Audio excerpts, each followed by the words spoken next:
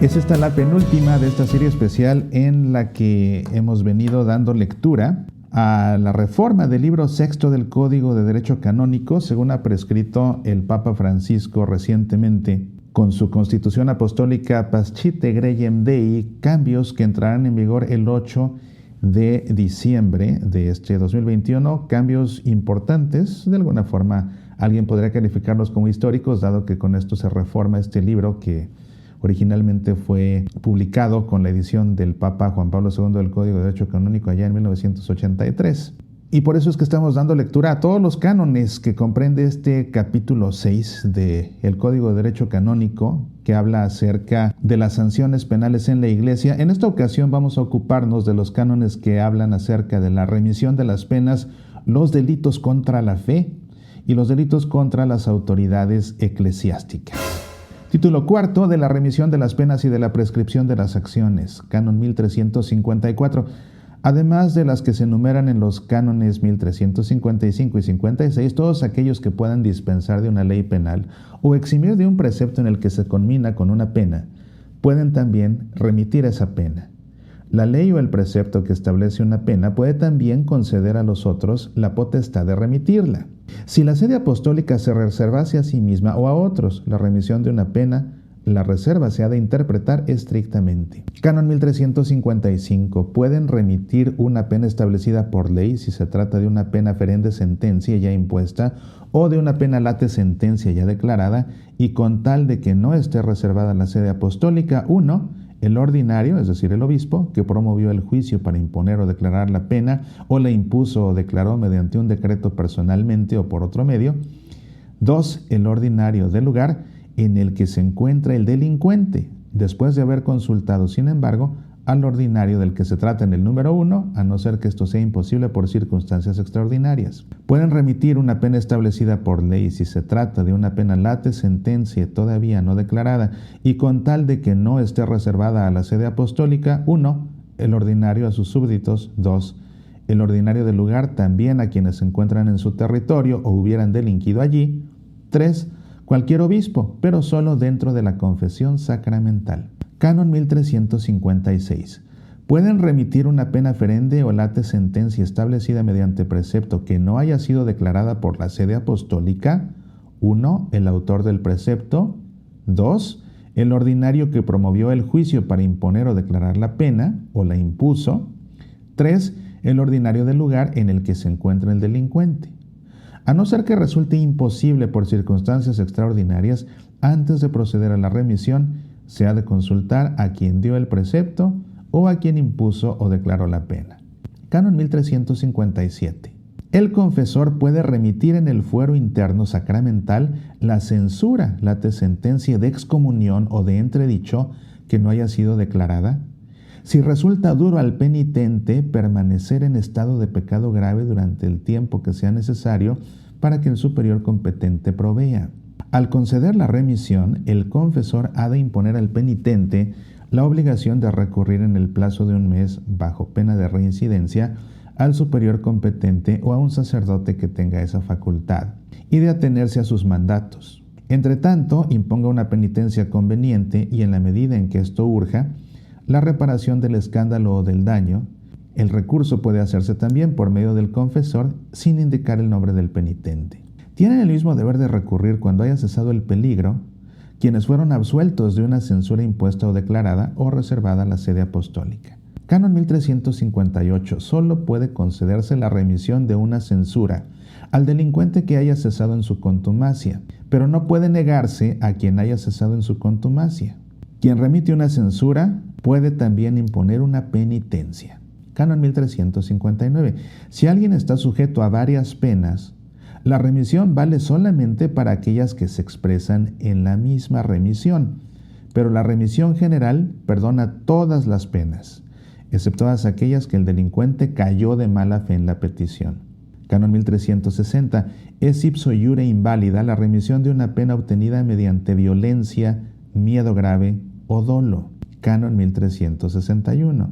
La remisión puede también concederse a quien se halla ausente o bajo condición. La remisión en el fuero externo debe concederse por escrito a no ser que una causa grave aconseje otra cosa. No sea divulgada la petición de remisión o la remisión misma, a no ser en la medida en que esto sea útil para la buena fama del reo o necesaria para reparar el escándalo. No se debe dar la remisión hasta que, según la prudente discreción del ordinario, el reo haya reparado el daño quizá causado, pudiendo esto ser urgido a esa reparación o restitución por medio de una de las penas enumeradas en el canon 1336, y esto vale también cuando se le remite la censura conforme al canon 1358. Canon 1362. La acción criminal se extingue por prescripción a los 3 años, a no ser que se trate, 1, de los delitos reservados a la Congregación para la Doctrina de la Fe; 2, de la acción de los delitos contra los cargos eclesiásticos, los cuales prescriben a los 7 años, o bien la acción de los delitos contra el 6º mandamiento del Decálogo con un menor, que prescriben a los 20 años. 3, de los delitos que no se castigan por el derecho común si la ley particular determina otro plazo para la prescripción. El tiempo para la prescripción, a no ser que se establezca otra cosa en la ley, comienza a contarse a partir del día en el que se cometió el delito, o cuando se trata de un delito continuado o habitual, a partir del día en que cesó. Citado el reo o informado del modo previsto de la presentación del escrito acusatorio, se suspende por 3 años la prescripción de la acción criminal. Pasado este plazo o interrumpida la suspensión a causa de la cesación del proceso penal, de nuevo corre el tiempo para la prescripción, que se añade al ya transcurrido. Canon 1363. La acción para ejecutar la pena se extingue por prescripción si dentro de los plazos establecidos en el canon anterior, computados desde el día en que la sentencia condenatoria pasa a cosa juzgada, no se ha notificado al reo el decreto ejecutorio del juez. Lo mismo vale con las debidas diferencias cuando la pena se impone mediante decreto extrajudicial. Parte 2. De cada uno de los delitos y de las penas establecidas para estos. Título 1. De los delitos contra la fe y la unidad de la Iglesia. Canon 1364. El apóstata de la fe, el hereje o el cismático incurren en excomunión late sententiae, es decir, instantánea. Si lo requiere la contumacia prolongada o la gravedad del escándalo, se pueden añadir otras penas sin exceptuar la expulsión del estado clerical. Canon 1365.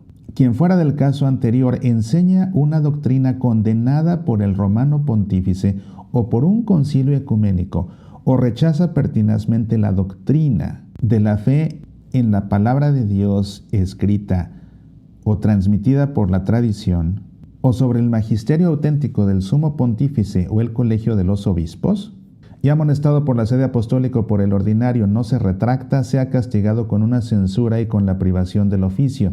A estas sanciones pueden añadirse otras. Canon 1366.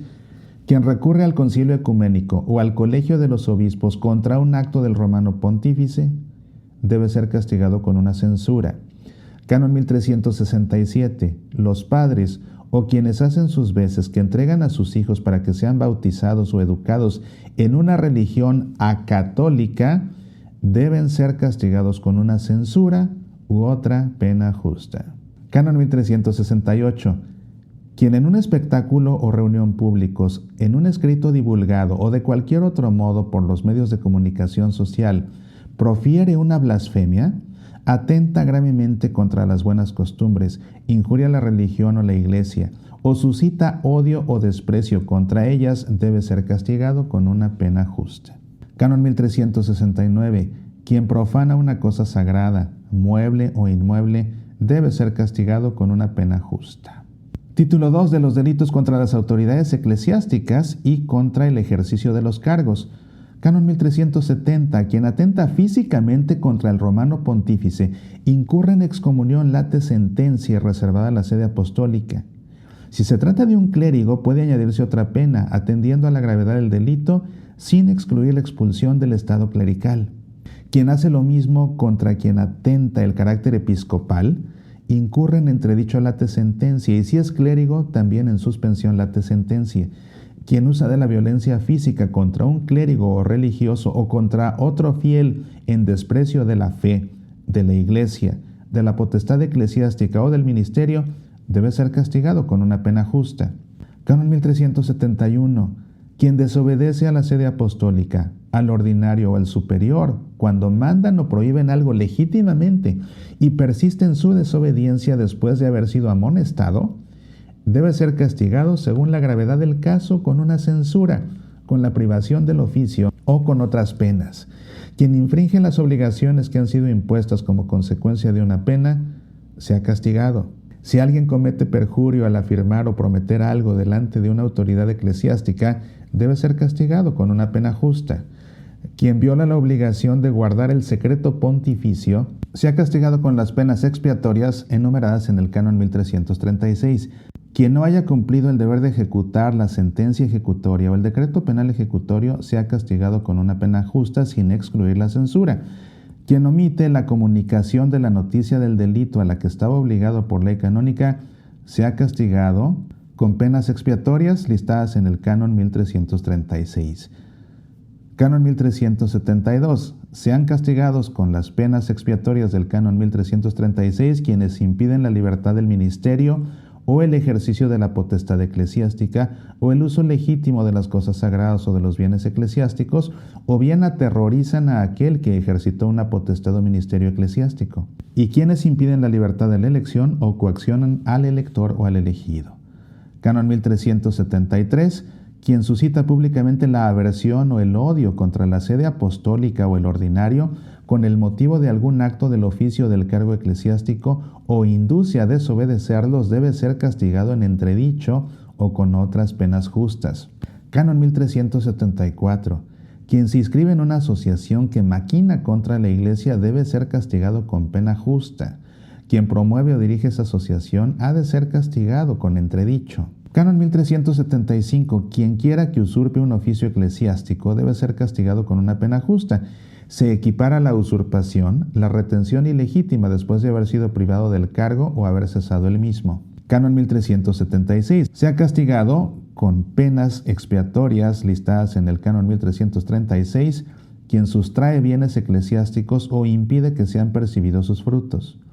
Quien sin la consulta, el consenso o la licencia prescritos o bien sin otro requisito impuesto por el derecho para la validez, enajena bienes eclesiásticos o realiza actos de administración sobre los mismos. Se ha castigado con una pena justa sin excluir la privación del oficio, quedando firme la obligación de reparar el daño. 1. Quien por propia grave culpa haya cometido el delito, sustrayendo bienes eclesiásticos. 2. Quien de otro modo se haya demostrado gravemente negligente en la administración de los bienes eclesiásticos. Canon 1377. El que da o promete cosas para quien ejerce un oficio o una función en la Iglesia haga u omita algo ilegítimamente, debe ser castigado con penas expiatorias según el Canon 1336 y asimismo quien acepta esos regalos o promesas sea castigado según la gravedad del delito, sin excluir la privación del oficio, quedando firme la obligación de reparar el daño.